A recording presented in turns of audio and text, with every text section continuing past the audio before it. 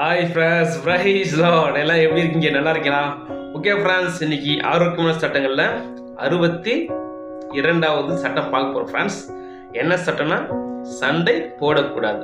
Two time சொல்கிறோம் friends, சண்டை போடக்கூடாது. ஓகே ஃப்ரெண்ட்ஸ், நம்ம இப்போ ஒரு குட்டி பாட்டு பாட போகிறோம், ஒரு குட்டி வசனம் வாசிக்க போகிறோம், ஒரு குட்டி கருத்து பார்க்க போகிறோம் ஃப்ரெண்ட்ஸ். வாங்க ஃப்ரெண்ட்ஸ், நம்ம எல்லாம் சேர்ந்து நம்ம பாடலாம். வாங்க ஃப்ரெண்ட்ஸ்.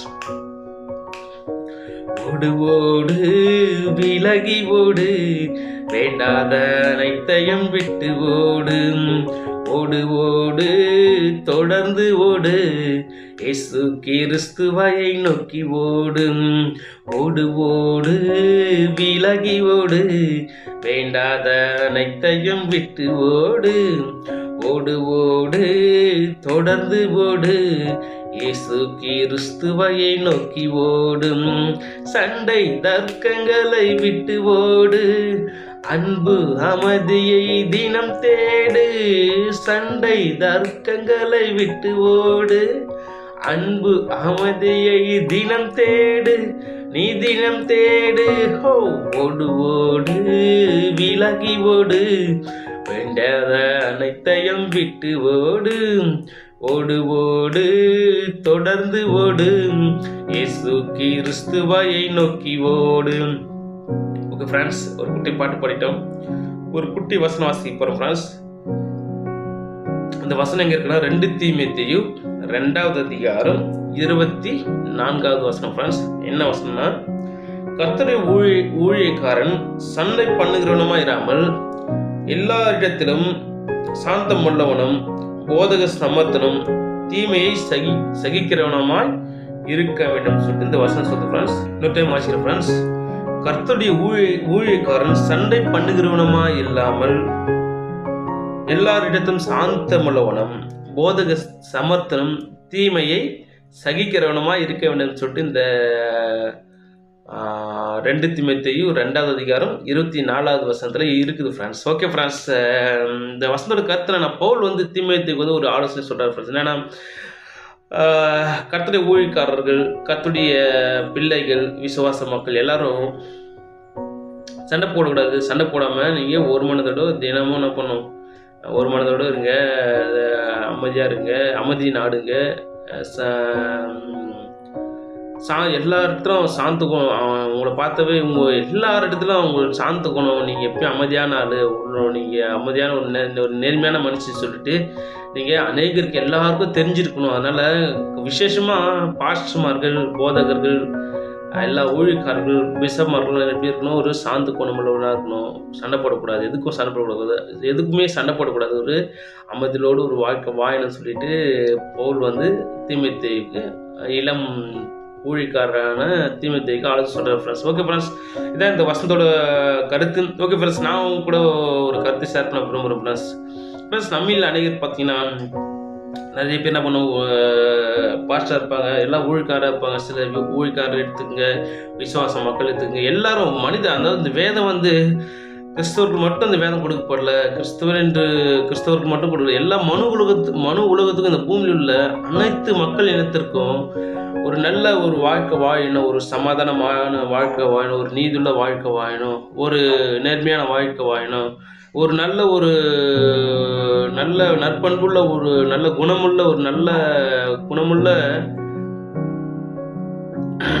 மக்களை நம்ம வாழணும், ஒரு நேர்மையான மக்களாக வாழணும், ஒரு சந்தோஷமாக வாழணும்னு சொல்லிட்டு கடவுள் வந்து இந்த வேதத்தை, இந்த பைபிள் வந்து பரிசுத்த வேதாமத்தை எழுதி பரிசுத்தவான்களுடைய, அதாவது அப்போஸ்தலர் கையில் பரிசுத்த மக்கள் வந்து எழுதி இந்த வேதத்தை கையில் வந்து கடவுள் வந்து கொடுத்துருக்காரு ஃப்ரெண்ட்ஸ். ஓகே ஃப்ரெண்ட்ஸ், நம்ம ஏதாச்சும் ஃப்ரெண்ட்ஸ், யாரும் நம்ம சண்டை போடக்கூடாது ஃப்ரெண்ட்ஸ். சண்டை போட்டு நம்ம ஏன் சண்டை போடுவோம்னா, அவங்களுக்கு பிடிக்காத காரியம், இப்போது வீட்டில் கணவன் மனைவி எடுத்துக்கங்க, சர்ச்சஸில் விசுவாச மக்கள், போத பாஸ்டர்மார்கள் எடுத்துக்கங்க.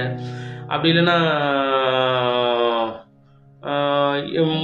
மதத்தில் கூட கிறிஸ்தவ மதத்தினரும், அப்புறம் இந்துக்கள், முஸ்லீம் மதத்தினர், அவங்க எல்லாருமே எதுக்காக சண்டை போடுறாங்கன்னா, எல்லாரும் நாடு கூட எடுத்துக்கலாம் ஃப்ரெண்ட்ஸ். 2 நாடு, இந்த நாடு அந்த நாடு, எதுக்கு சண்டை போடுறோன்னா, ஏன் சண்டை போடுறாங்கன்னா, அவங்க வந்து அமைதியாக வாழ விருப்பம் இல்லை. ஒரு சிலர் அமைதியாக இருந்தாலும் அவங்கள சீண்டி போகணும்னு சொல்லிட்டு சில நாடுகள் அமைதியாக தான் இருக்கும், ஆனால் பொறாமப்பட்டு என்ன பண்ணுவாங்க, இவங்க சண்டை போடுவாங்க, வேறு நாடு வந்து சண்டை போடுவாங்க. ஃப்ரெண்ட்ஸ் என் தாட்ஸ் என்னன்னா, நம்ம எப்பயுமே நம்ம ஒரு சண்டை போடாமல் ஒரு அமைதியான ஒரு வாழ்க்கை நம்ம வாழணும் ஃப்ரெண்ட்ஸ். சண்டைகள் போடுறதுனால நமக்கு தான் நஷ்டம். எல்லாருமே ஃப்ரெண்ட்ஸ் எல்லாருக்கும் அந்த சண்டை போடும்போது பொருள் சேதாரம், உடல் சேதாரம், உணர்வுகள் சேதாரம், நிம்மதி போய் சில பேர் கணவன் வந்து மனைவியை சண்டை போடுவார், பெற்றோர் வந்து பிள்ளைகளை சண்டை போடுவாங்க. சண்டை போடுறதுனால சில பேர் என்ன பண்ணுறாங்க, தவறான ஒரு முடிவு எடுத்துடுறாங்க, வீட்டு விட்டு போயிடுறாங்க. சரி ஃப்ரெண்ட்ஸ், நம்ம சண்டை போடவே கூடாது ஃப்ரெண்ட்ஸ். நம்ம இப்போ அமைதியாக வாங்கணும் ஃப்ரெண்ட்ஸ். அதனால் என் தாட்ஸ் என்ன ஃப்ரெண்ட்ஸ், நம்ம அதுக்கு கடன் பண்ணியே இருக்கலாம், யாராக இருந்தாலும் இருக்கலாம், அது விசுவாச மக்களாக போதகர்களாக இருக்கலாம், அப்படின்லாம் வேறு ஒரு ஊர், இந்த 2 ஊராக இருக்கலாம், இல்லை 2 நாடாக இருக்கலாம், இல்லை 2 அரசியல் கட்சியாக இருக்கலாம் ஃப்ரெண்ட்ஸ். நம்ம வந்து சண்டை போடக்கூடாது ஃப்ரெண்ட்ஸ். உண்மையான ஒரு மனுஷனா சண்டை போடாமல் நீங்கள் வாழ்ந்து காட்டுங்க ஃப்ரெண்ட்ஸ். அதுதான் ஒரு உண்மையான நீங்கள் சூப்பர் தலைவனா. சும்மா இந்த நாட்டு பெரிய தலைவர்களாக இருக்கலாம், அரசியல் தலைவராக இருக்கலாம், இல்லை கிறிஸ்துவத்தில் மத போதக தலைவராக இருக்கலாம், இல்லை குடும்ப தலைவராக இருக்கலாம், யாரை வேணா இருக்குங்க ஃப்ரெண்ட்ஸ். ஆனால் நீங்கள் ஒரு தலைவனுக்கு ஒரு குணம் என்ன ஃப்ரெண்ட்ஸ், ஒரு நல்ல மெச்சூரிட்டியான ஒரு எப்பவுமே சண்டை போடாமல், எப்பேற்பட்ட சண்டையும், அதாவது ஒரு வசனம் இருக்குது ஃப்ரெண்ட்ஸ், நீதிபதி ஒரு வசனம் இருக்குது, மெதுவான பிரதியுத்தரம், அதாவது மெதுவாக பேசுறது மற்றோடைய கோபத்தில் பண்ணும் பண்ணும் அப்படின்னு சொல்லி, அதாவது யார் இருந்தால் கோபத்தோடு அவங்க சண்டை போட வராமே இருந்தால் கூட நம்ம சிரித்து நம்ம பொறுமையாக அமைதியாக பேசும்போது அவங்க குணமே மாறிடும் ஃப்ரெண்ட்ஸ். அதனால் ஃப்ரெண்ட்ஸ், தலைவன் சும்மான தலைவன் கிடையாது ஃப்ரெண்ட்ஸ். நம்ம எந்த சுச்சுவேஷன் நம்ம கோபப்படாமல், நம்ம அந்த சண்டை போடாமல் நம்ம இருக்கும்போது அவங்க தான் உண்மையான தலைவர் ஃப்ரெண்ட்ஸ். அது திருப்பி சொல்ல விரும்புகிறேன் ஃப்ரெண்ட்ஸ். எல்லா தலைவர்கள், எல்லா குடும்பத்தாலும் எல்லாமே ஒரு தலைவனா எப்பவுமே சண்டை போடக்கூடாது, அமைதியோடு இருந்து எப்போ ஏற்பட பிரச்சனை வந்தாலும் அதை அழகான பண்ணலாம், அதை நின்று அந்த இடத்துல பயந்து ஓடாமல் நின்று அதை ஃபேஸ் பண்ணி அதை சகிச்சு அந்த அந்த பிரச்சனைக்கு ஒரு தீர்வு காட்டணும் ஃப்ரெண்ட்ஸ். அதுதான் ஃப்ரெண்ட்ஸ் ஒரு தன்னுடைய நோக்கம். அதனால் ஃப்ரெண்ட்ஸ், நம்ம தயவுசெய்து நம்ம சண்டை போடக்கூடாது. இதுதான் ஃப்ரெண்ட்ஸ் தாட்ஸ் ஃப்ரெண்ட்ஸ். அதுக்கப்புறம் என்னன்னா, சண்டையில் ஒரு சிலர் என்ன பண்ணுவாங்க, பிரதர் நான் சண்டை போடக்கூடாதுன்னு நினைக்கிறாங்க, ஆனால் அவங்க பேசும்போது எனக்கு ரொம்ப கோபம் வருது, என்னால் அடக்க முடியல, என் மனைவியை திட்டும்போது நான் அவளை போட்டு அடிச்சிடுறேன், கோபம் சண்டை போட்டுடுறேன், நான் சண்டை போடாமல் என்னால் இருக்க முடியல, என் ஃப்ரெண்ட்ஸ் யாரும் திட்டேன், எனக்கு கோபம் அதிகமாக வருது, சண்டை போடாமல் இருக்க முடியல சொன்னீங்களா ஃப்ரெண்ட்ஸ். கண்டிப்பாக ஒரு சொல்யூஷன் இருக்குது ஃப்ரெண்ட்ஸ். அதாவது உங்களால் கண்ட்ரோலே பண்ண முடியலையா, ஹாஸ்பிட்டல் நிறைய ஹாஸ்பிட்டல் இருக்குது ஃப்ரெண்ட்ஸ், கவர்மெண்ட் ஹாஸ்பிட்டலே இருக்குது, ஹாஸ்பிட்டலில் போயிட்டு நீங்கள் அழகாக ட்ரீட்மெண்ட் இருக்கலாம்.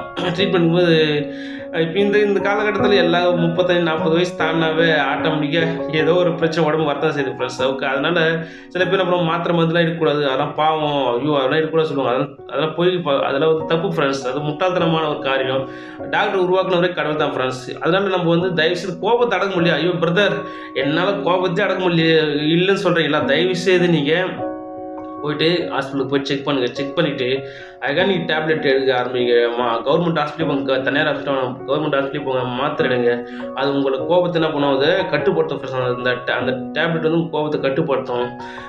அப்படி இல்லை ஃப்ரெண்ட்ஸ், நீங்கள் இல்லை பிரதர் எனக்கு எப்படின்னா ஒரு டைமில் கோவம் வருது, அடிக்கடி கோவம் வரதில்லை, ஆனால் எப்பயாச்சும் ஒரு டைம் கோவம் வந்துன்னு சொல்கிறீங்களா, அப்படின்னா பண்ணு, நல்ல ஃப்ரெண்ட்ஸ் உங்கள் ஃப்ரெண்ட்ஸ் சர்க்கிள் நீங்கள் தான் அமைச்சிடும் ஃப்ரெண்ட்ஸ், தானே அமையாது, நீங்கள் தான் போய்த்து அதை பௌத்தியம் சொல்கிறாரு, நீ தேடிப்பா. நீ அதாவது இந்த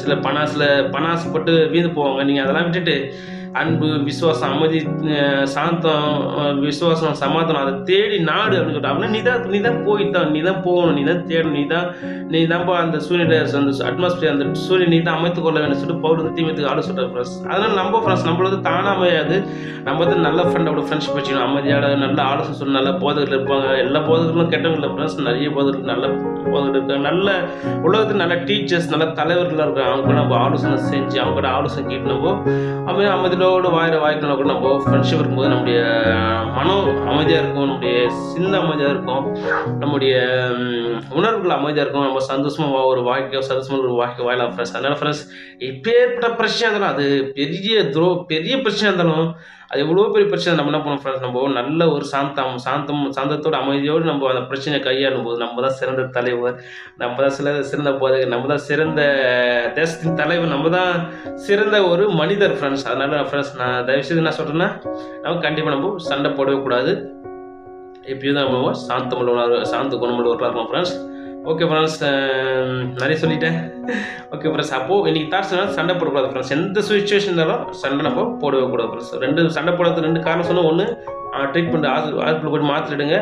அப்படி இல்லைனா ரெண்டாவது என்ன பண்ணுங்க, அப்போ நீங்கள் கண்ட்ரோல் பண்ணணும்னா டேப்லெட் எடுங்க. கண்ட்ரோல் பண்ணுறேன் ஃப்ரெண்ட்ஸ். ஆனால் எப்போயாவது ஒரு டைம் தான் எனக்கு கோவம் வந்து பிரதர் சொன்னீங்கன்னா, நல்ல அமைதியோட மக்களோட நீங்கள் ஃப்ரெண்ட்ஷிப் வச்சு இந்த 2 ஃப்ரெண்ட்ஷிப் வச்சிங்க ஃப்ரெண்ட்ஸ். இந்த 2 ஆலோசனை தான் ஃப்ரெண்ட்ஸ்.